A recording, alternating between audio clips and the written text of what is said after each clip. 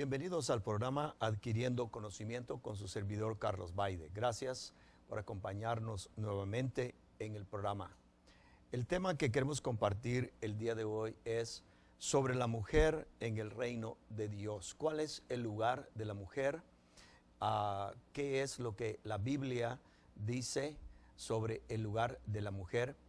Y para entrar en ese tema necesitamos poner un trasfondo y mencionar la importancia de la cultura.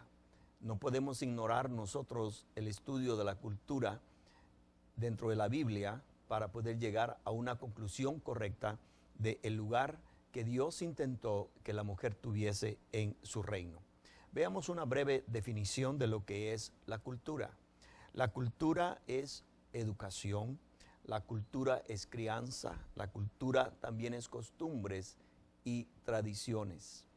Lo interesante de la cultura es que nos da formación a nuestra vida, nos da, como se dice en inglés, un world view, o sea, una manera de ver el mundo, las cosas, antecedentes y también de cómo interpretarlas.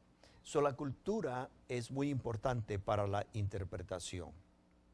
La cultura es necesaria considerarla al estudiar y al interpretar la Biblia.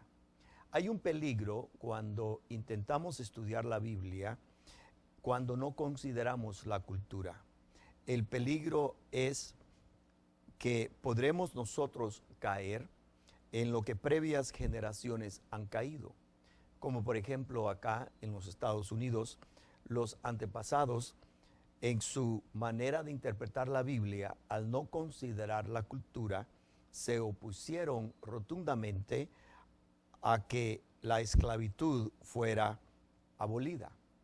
Por otro lado, se necesita fidelidad a la revelación de las Escrituras y no remover los parámetros que Dios ha establecido.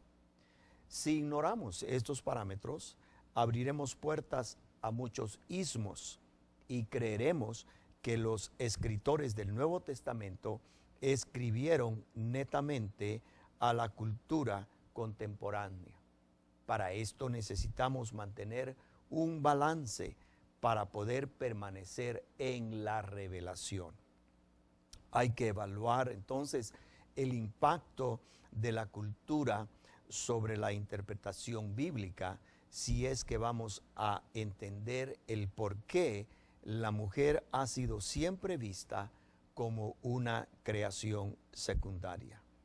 La interpretación bíblica que hoy tenemos que realizar de que es de nuestros antepasados y es nuestra obligación y nuestro deber como generaciones presentes nosotros reexaminar lo que nuestros antepasados nos han dejado.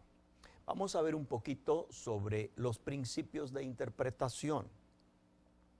Encontramos el método literal, primeramente, y este método estudia el contexto inmediato y también estudia el contexto de toda la Biblia. Un ejemplo de esto es que un pasaje bíblico puede ser literal o escrito en figura. Si no consideramos este principio, declararemos algo como absoluto y no lo es. Es importante tomar entonces en cuenta el trasfondo cultural, también el trasfondo histórico y el lugar geográfico. Al estudiar el lugar de la mujer, hay que distinguir entre la revelación de la verdad, que es incambiable, y las aplicaciones culturales, las aplicaciones teológicas, que estas sí son cambiables. Interesante que Jesucristo, el Salvador, y el apóstol Pablo demostraron y practicaron la inclusión de la mujer en el ministerio, algo totalmente opuesto a la cultura judía. El Nuevo Testamento narra incluso que mujeres fueron testigas de la resurrección de Jesús. Dentro de la cultura judía, las mujeres no eran admitidas como testigas, pues de acuerdo a sus creencias judías, las mujeres no eran confiables. Sin embargo, Dios las escoge para ser testigas de un evento importante para la fe cristiana.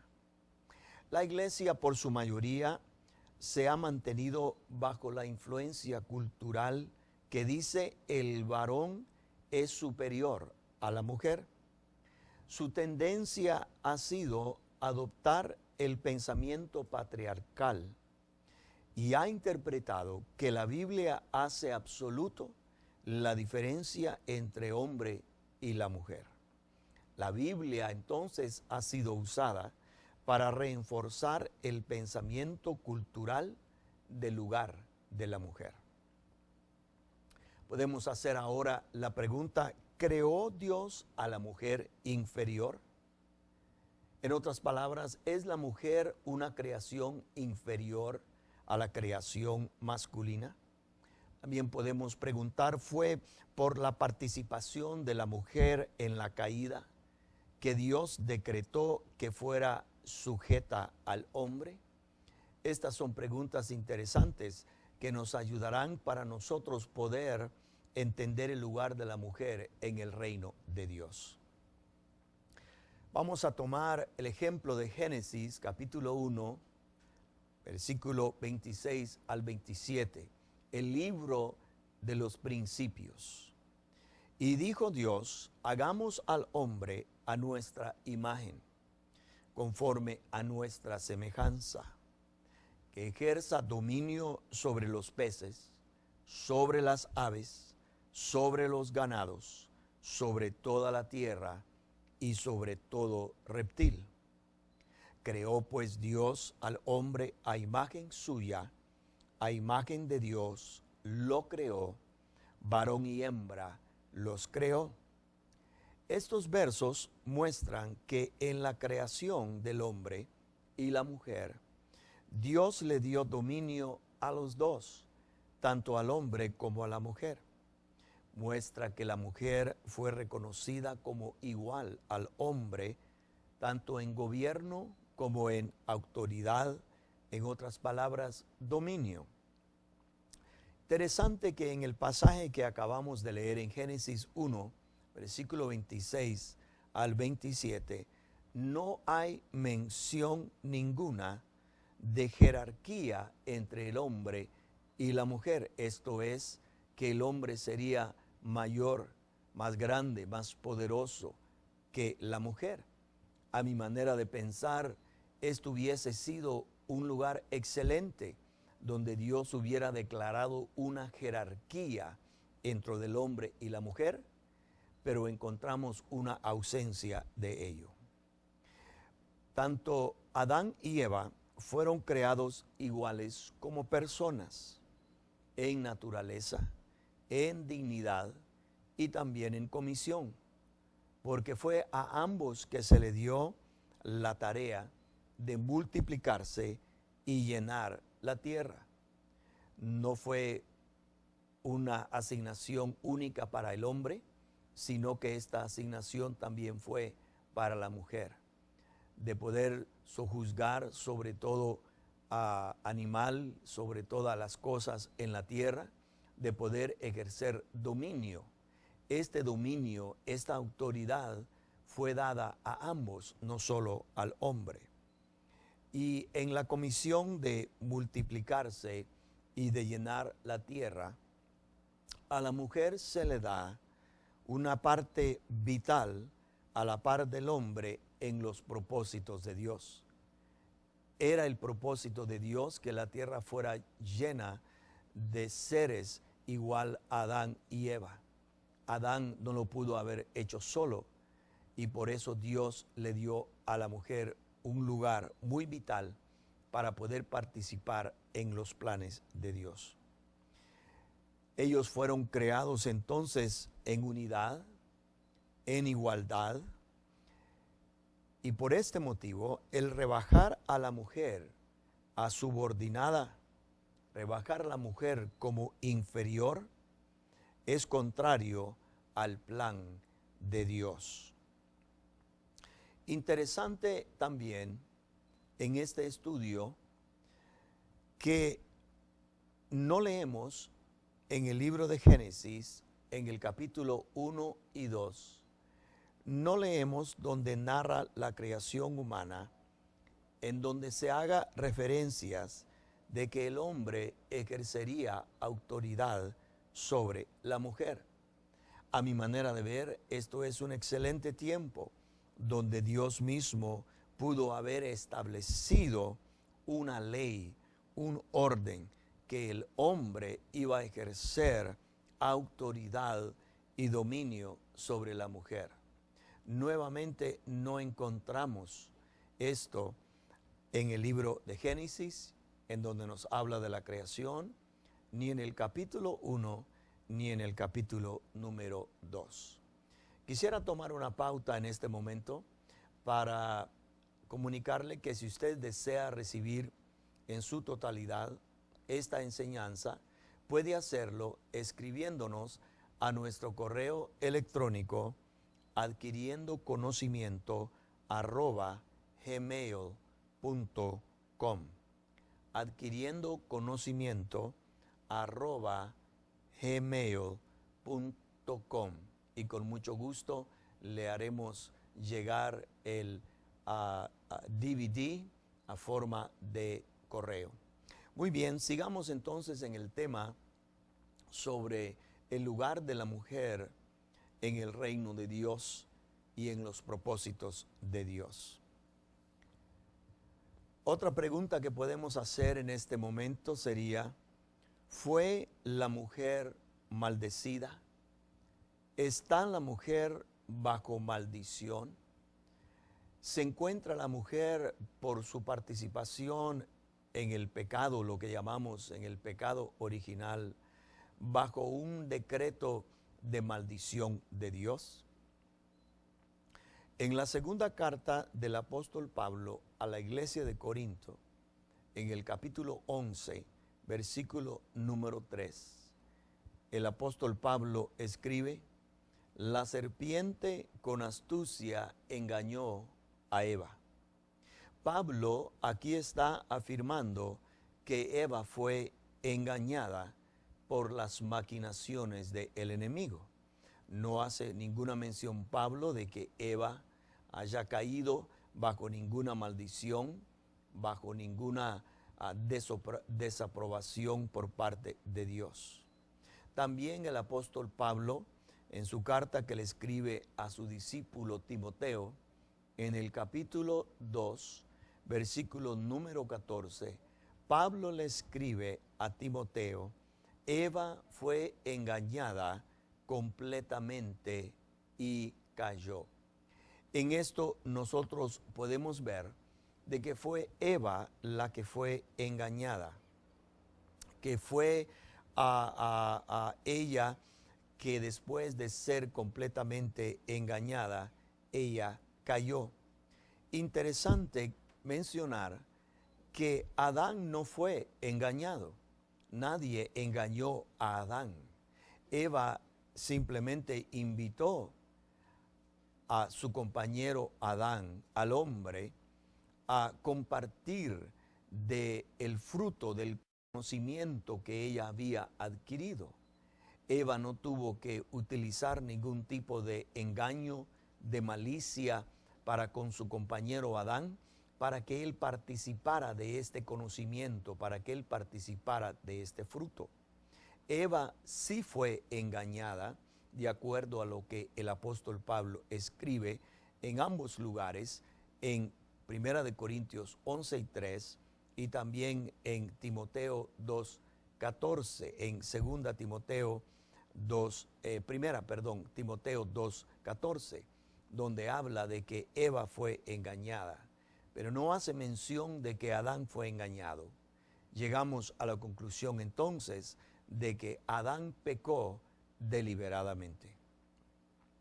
En la carta de Pablo a la iglesia en Roma, en el libro de Romanos, capítulo 5, versículo número 12, vemos que la culpa de la entrada del pecado al mundo no se le atribuye a Eva, sino Pablo la atribuye a Adán. También agrega el apóstol Pablo, en Adán todos morimos. No dice en Adán y Eva todos morimos. No dice en Eva todos morimos. Dice en Adán todos morimos. Interesante que en los versículos que hemos leído da indicaciones continuas de que Eva no fue la culpable en el pecado que llamamos y conocemos como el pecado original, sino que es atribuido a Adán, su esposo. Escudriñando un poco más las Escrituras, en Génesis capítulo 3, versículo número 16 en adelante, describe las consecuencias del pecado, tanto para Adán como también para Eva. A Adán se le dice que con el sudor de su frente ganará el sustento de su vida, que tendrá que trabajar, que tendrá que labrar la tierra en una forma difícil que no lo había sido antes de la caída en el huerto del Edén. Para Adán labrar la tierra anteriormente había sido un placer, había sido un gozo, lo hacía con alegría. Pero ahora mismo la misma tierra que labraría después del pecado vendría a ser de espinos y de cardos, consecuencia de la participación hacia Adán por su pecado. Mas para Eva, las consecuencias de ella, note que no es una maldición, sino es una consecuencia. A Eva, la consecuencia de haber participado en el pecado junto con su esposo, lo leemos, dice, con dificultad darás a luz tus hijos, y tu deseo será para con tu marido, y él tendrá dominio sobre ti. Con dificultad darás a luz tus hijos. Quiere decir que los hijos que Eva tuvo previamente antes de la caída fueron sin ninguna dificultad, fueron sin ningún dolor, fueron sin ninguna angustia. Mas ahora, como una consecuencia de haber participado en el pecado original, Dios le declara lo que iba a ser las consecuencias. Pero note que no es una maldición. Acuérdese que estamos tratando de ver que si la mujer fue maldecida o no por participar junto con su esposo en el pecado original. So Dios le declara no una maldición. Le dice, con dificultad darás a luz tus hijos, y tu deseo será para con tu marido, y él tendrá dominio sobre ti. Examinemos esta declaración, examinemos estas consecuencias más a fondo para darnos cuenta de el lugar de Dios dentro de su reino. Le recordamos que si usted desea adquirir una copia de este programa, de esta enseñanza, usted puede adquirirlo escribiéndonos a nuestro correo electrónico adquiriendoconocimiento@gmail.com. Escríbanos a adquiriendoconocimiento@gmail.com. Muy bien. Vamos a examinar entonces la declaración que Dios le hace a Eva. Con dificultad darás a luz tus hijos, y tu deseo será para con tu marido, y él tendrá dominio sobre ti. Veamos primeramente el significado de la palabra en el lenguaje original, deseo. Es importante escudriñar las palabras usadas en la Biblia en su lenguaje original. Si no estudiamos el lenguaje original, perderemos la intención, perderemos la verdad que Dios está tratando de comunicar y por consiguiente haremos doctrinas raras y extrañas y perpetuaremos lo que nuestros antepasados perpetuaron, una degradación de la mujer, una rebaja de la mujer y continuaremos poniéndola en un lugar de subordinada. La palabra deseo en el idioma original significa tornar. Es una palabra hebrea que significa tornar, que significa voltear.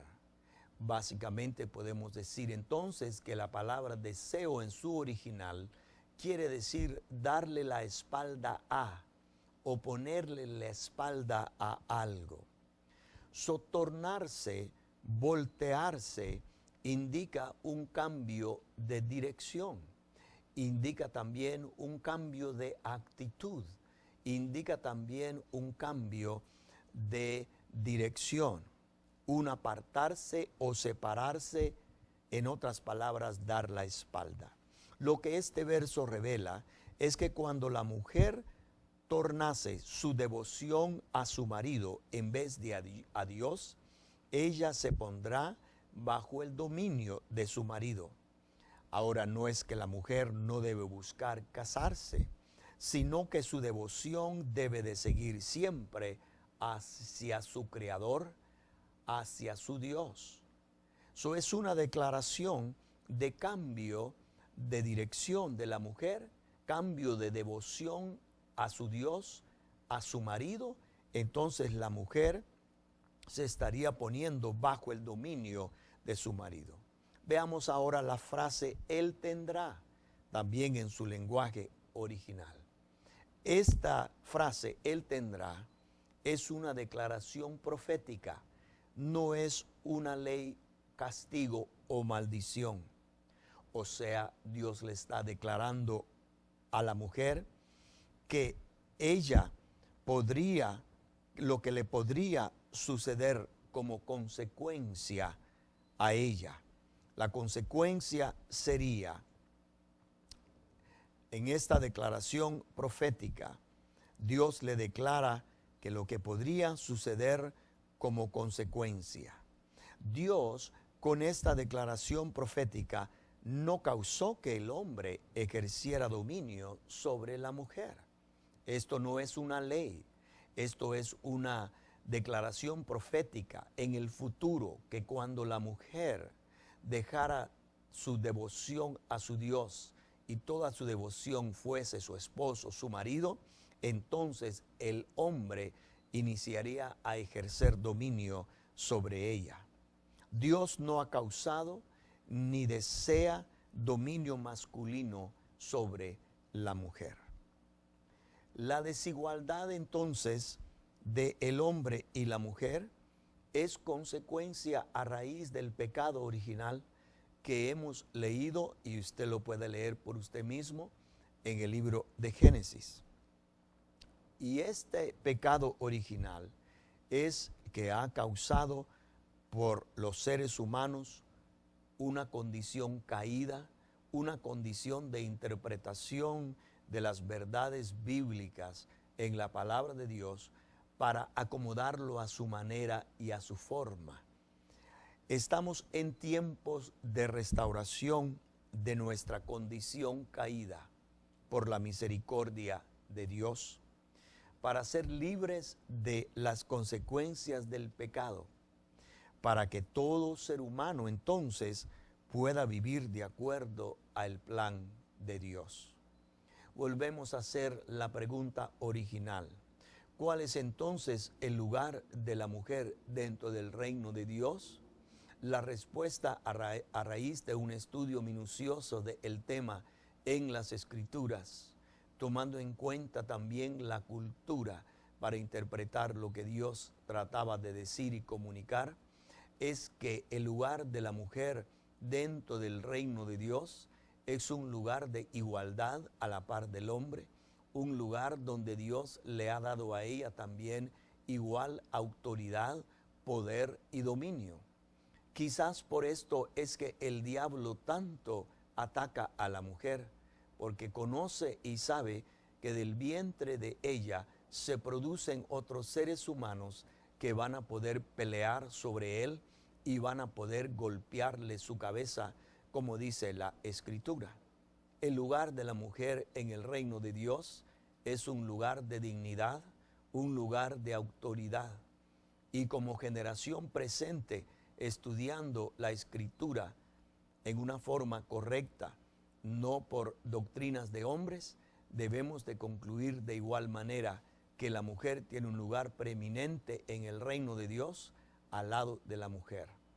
Gracias por acompañarnos en la programación del día de hoy.